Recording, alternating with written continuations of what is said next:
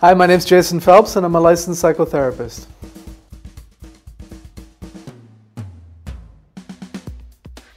Yeah, well, I think that the differences in age are like any relationship. I think that there's going to be differences between partners in a relationship. And so age shouldn't be a major issue if it's dealt with appropriately.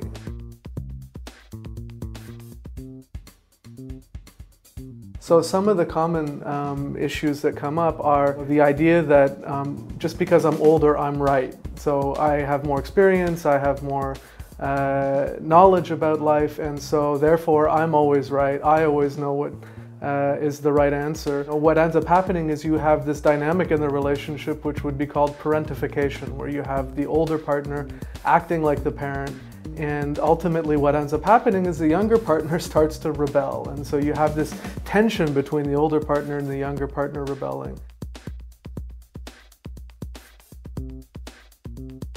One of the other issues that comes up in age differences in relationships are expectations about lifestyle or stage of life. The big question is around having open discussion around children.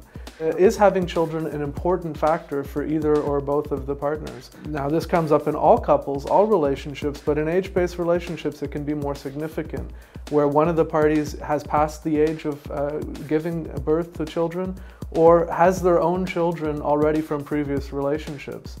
So how do you feel, going into a significant age-different relationship about the idea of possibly not having children? Are you okay with that? How do you feel about going into a relationship where your partner already has children from a previous relationship?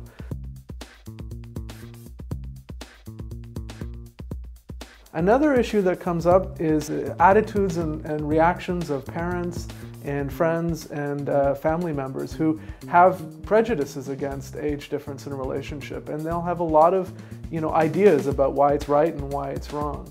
And those ideas, those discussions, like in the relationship, should be discussed openly and frankly. Explain to your family and friends why it's important to you to be in this relationship.